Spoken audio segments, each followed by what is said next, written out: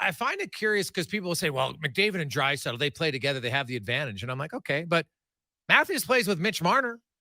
McKinnon plays with Rantanen, Yeah. right? Like, it's not like Yep. those guys are, no offense, they're not playing with, fourth line guys. Like, those are pretty elite offensive players in their own right in the National Hockey League. And just because McDavid and Draisaitl find ways to crush them on the power play, like, that's the one thing that always makes me chuckle is when they're like, oh, yeah, but it's power play points. I'm like, well, does Matthews and Marner and Rantanen and McKinnon not get basically the same amount of power play minutes? They do. They just aren't as productive. Mhm.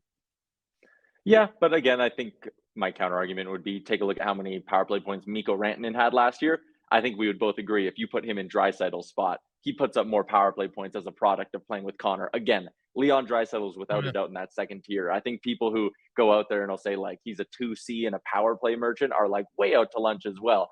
But I don't have him alone in the second tier is my only point. My one thing about Rantanen is he doesn't come close to carrying a torch for passing the puck like Draisaitl.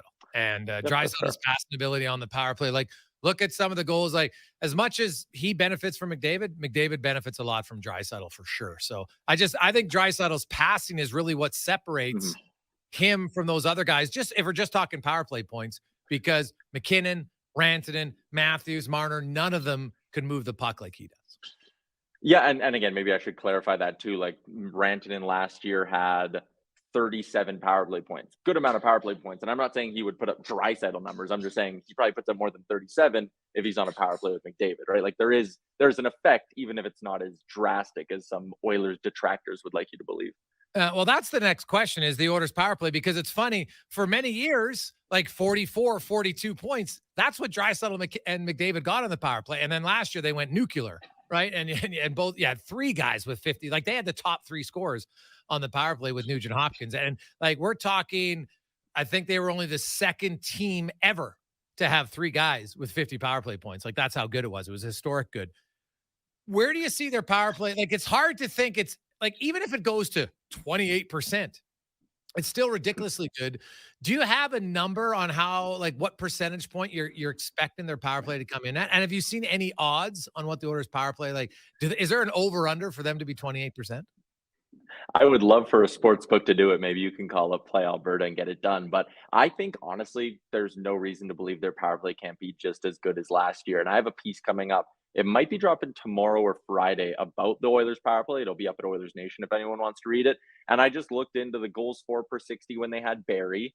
It was 15.45 goals for per 60 on the power play with Barry.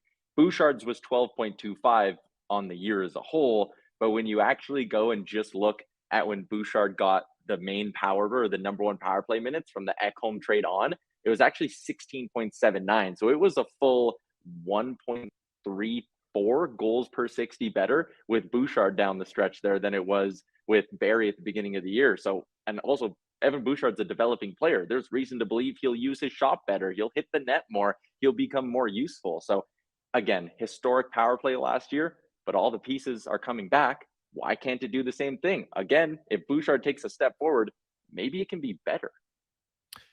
Possibly. I look. There's so much of the power play for me. It's 97 and 29, and then Nugent Hopkins is the third most important thing. And if they're healthy, I agree with you wholeheartedly that there's a chance. I'm not discounting Bouchard whatsoever, Mhm. but even if we go from 15 to 16, if it's per 60, right? Like, what do they get in a season? Do they get about 250 power play minutes, give or take? So even if it's one per 60, like that's only four goals, unless my math is incorrect. Like it's good, but it's like 15 or 16, like it's so ridiculously dominant. Um, I'm just if those three forwards are in the lineup the majority of the time, I see no reason why their power play is below 28%. And that's ridiculously high to say because no one else was there. You know what I mean? Like 28 seems low when they're 32, but that's still ridiculously high to me to be 28%. The other thing that was really impressive about their run last season is it wasn't like they just randomly had 1 month that was like Yeah. 65%. Like if you go, I don't have it in front of me, but if you break it down month by month, the only month it wasn't elite was November, I think. Every other month was like 29 to 35%. Like it was crazy consistent.